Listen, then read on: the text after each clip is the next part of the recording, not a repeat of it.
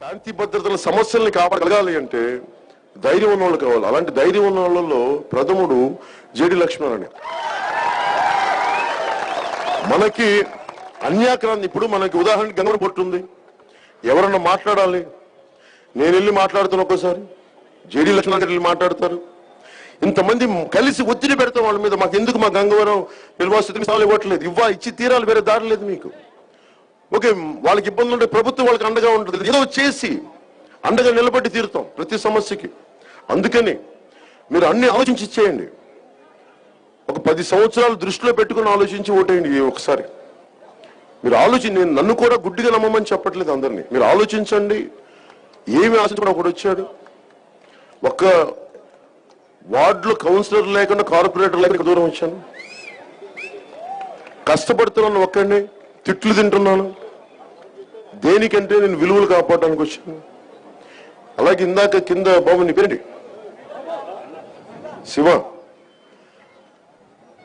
నాకు మిమ్మల్ని ఎలాగ మాట్లాడాలో తెలియదు.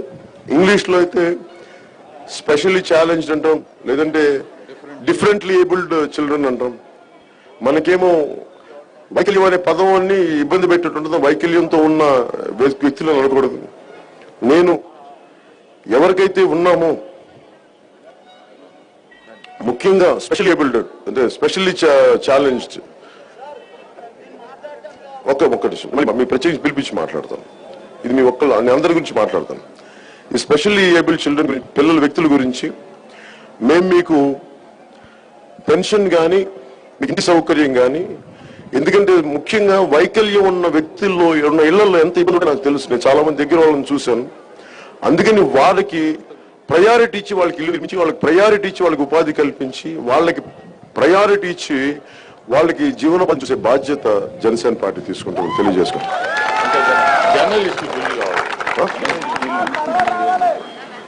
అలాగే 60 ఏళ్ళు నిండిన నాకు మాట్లాడుతాను చాలా మందితోటి. నన్ను ఎలా వాడేసుకుంటారండి ఒక్కొక్కళ్ళు.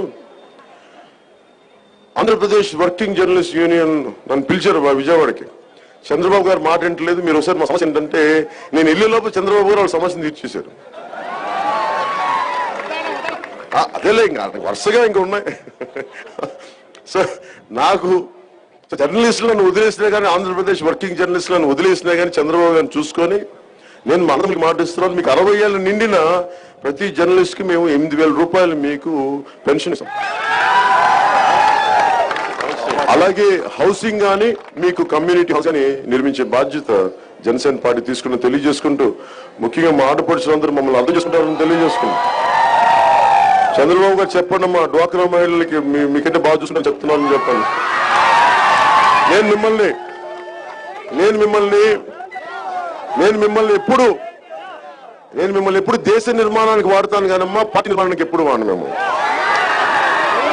అందరికీ ధన్యవాదాలు తెలియజేసుకుంటూ సెలవు తీసుకున్నాను.